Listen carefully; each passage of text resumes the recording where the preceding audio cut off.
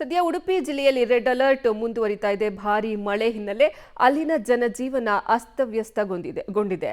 ಇನ್ನ 3-4 ದಿನ ಸಹ ಉಡುಪಿಯಲ್ಲಿ ಮಳೆ ಬಿಡೋದು ಡೌಟು ಅಂತ ಹೇಳಲಾಗ್ತಾ ಇದೆ. ಈ ಕುರಿತ ಒಂದು ಕಂಪ್ಲೀಟ್ ರಿಪೋರ್ಟ್ ಇಲ್ಲಿದೆ.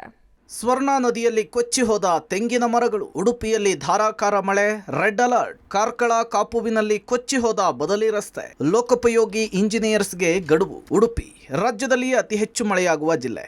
ಈ ಬಾರಿ ಮಳೆ ದಶಕದ ಹಿಂದಿನ ನೆನಪನ್ನ ಮರುಕಳಿಸುತ್ತೆ. ಮೇ ತಿಂಗಳಲ್ಲಿಯೇ ಮಳೆಗಾಲ ಆರಂಭವಾಗಿದ್ದು ಬರೋಬ್ಬರಿ 16 ವರ್ಷದ ಹಿಂದೆ. ಕೃಷ್ಣನೂರು ಉಡುಪಿಯಲ್ಲಿ 2009ರ ಮಳೆ ಮತ್ತೆ ಪುನರಾವರ್ತನೆಗೊಂಡಿದೆ. ಮೇ ತಿಂಗಳಲ್ಲಿಯೇ ನದಿಗಳು ತುಂಬಿ ಹರಿತಾ ಇದೆ. ಗದ್ದೆಗಳೆಲ್ಲ ನೀರಾಗಿದೆ. ಕೋಟಿ ರೂಪಾಯಿ ನಷ್ಟ ಕೂಡ ಆಗಿದೆ. ಉಡುಪಿ ಜಿಲ್ಲಾದ್ಯಂತ ಇವತ್ತು ಕೂಡ ರೆಡ್ ಅಲರ್ಟ್ ಇದೆ. ನದಿಯ ರಭಸಕ್ಕೆ ತೆಂಗಿನ ಮರಗಳು ಕೊಚ್ಚಿ ಹೋಗಿದೆ. ನದಿ ಸಮುದ್ರ ಪಾತ್ರದ ಜನ ಆತಂಕದಲ್ಲಿದ್ದಾರೆ.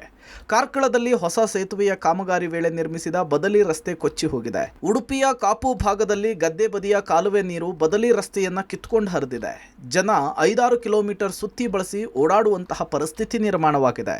ಅಲ್ಲ, ಇಲ್ಲಿ ಈಗ ರಸ್ತೆ ಸಂಪರ್ಕ ಕಡಿತ ಆಗಿದೆ ಅಲ್ಲ. ಇಲ್ಲಿಗ ಸೇತುವೆ ಆ ಕಡೆ 500 ಮನೆಗಳಿವೆ. ಈಗ ನಾಡ್ದು 29ನೇ ತಾರೀಕು ಶಾಲೆ ಆರಂಭ ಆಗ್ತದೆ. ಮಕ್ಕಳಿಗೆ ಶಾಲೆಗೆ ಹೋಗ್ಲಿಕ್ಕೆ ಈ ರಸ್ತೆಯಲ್ಲಿ ನಡ್ಕೊಂಡು ಹೋಗ್ಬೇಕು ಅವರು. ಮಾತ್ರ ಅಲ್ಲದೆ ಮಣಿಪಾಲಕ್ಕೆ ಎಷ್ಟೋ ಮಂದಿ ಈ ಪ್ರದೇಶದಿಂದ ಹೆಂಗಸರು ಮತ್ತು ಗಂಡಸರು ಎಲ್ಲ ಕೆಲಸಕ್ಕೆ ಹೋಗ್ತಾರೆ. ಈ ಪ್ರೆಸ್ಸಿಗೆ ಅದಕ್ಕೆಲ್ಲ ಅವರಿಗೆ ಬಸ್ಸಿನ ವ್ಯವಸ್ಥೆ ಇರುವುದು. ಬೈಕ್ ಇದ್ದವರೆಲ್ಲ 7-8 ಕಿಲೋಮೀಟರ್ ಸುತ್ತ ಹಾಕೊಂಡು ಹೋಗ್ತಾರೆ. ಬಟ್ ಇವರು ಇದನ್ನು ಬಸ್ಸನ್ನೇ ಅವಲಂಬಿಸಿರುವವರು. ಬಹಳಷ್ಟು ತೊಂದರೆ ಆಗಿದೆ. ಅಲ್ಲ, ಇದು ಆಕ್ಚುಲಿ ಏಪ್ರಿಲ್ 15ರಿಂದ ಆರಂಭ ಆದದ್ದು ಕಾಮಗಾರಿ. ಮೋರಿ ಇತ್ತು ಮೊದಲು, ತೆಗೆದು ಡೆಮಾಲಿಷ್ ಮಾಡಿ ಸೇತುವೆ ಮಾಡಲಿಕ್ಕೆ 20 ದಿನದಲ್ಲಿ ನಾವು ಮಾಡಿಕೊಡ್ತೇವೆ ಅಂತ ಹೇಳಿದ್ದಾರೆ ಪ್ರಪ್ರಥಮವಾಗಿ. ಆದರೆ 20 ದಿನ ಬಿಟ್ಟು ಇವತ್ತಿಗೂ ಆಗಿಲ್ಲ. 3.5 ಮೀಟರ್ ಅಗಲಲ್ಲಿ ಇತ್ತು. ಸೇತುವೆ ಕೂಡ ಒಂದು ಸಪೂರ ಸೇತುವೆ ಇತ್ತು. ಅದನ್ನು ನಾವು ಇಲ್ಲಿ ನೀರು ಹೋಗ್ಲಿಕ್ಕೆ ಇಲ್ಲಿ ಸ್ಥಳೀಯರ ಇದ್ರ ಬಗ್ಗೆ ಒಂದು ಬಾಕ್ಸ್ ಕಲ್ವರ್ಟ್ ಮಾಡಲಿಕ್ಕೆ ನಾವೊಂದು 5 ಲಕ್ಷದ ಪ್ರೋಗ್ರಾಮ್ ಇತ್ತು. ಅದು ಅವ್ರಿಗೆ ಗುತ್ತಿಗೆದಾರರಿಗೆ ನಾವು ಹೇಳಿ ಕೆಲಸನ ಪ್ರಾರಂಭಿಸುವಾಗ ರಸ್ತೆ ಕಡಿತಗೊಳಿಸಬೇಕಿತ್ತು. ಅದಕ್ಕೆ DC ಆಫೀಸಿಂದ ನಾವು ಪರ್ಮಿಷನ್ ಪಡ್ಕೊಂಡು ಕಾಮಗಾರಿಯನ್ನು ನಿರ್ವಹಿಸಬೇಕಂತ ಯೋಜನೆಯನ್ನು ಹಾಕೊಂಡಿದ್ದು. ಅದೇ ಥರ ಸ್ಥಳೀಯರೆಲ್ಲ ನಮಗೆ ಸಹಕರಿಸಿ ಮಾಡಿ ಅಗಲ ಬಿಟ್ಟು ಕೊಡ್ತೇವೆ ಸರ್ ಅಂತ ಹೇಳಿದ್ದಕ್ಕೆ ಅಗಲ ಮಾಡಲಿಕ್ಕೆ ನಾವೆಲ್ಲ ಗುರು ಮಾಡಿಟ್ಟಿದ್ದೇವೆ.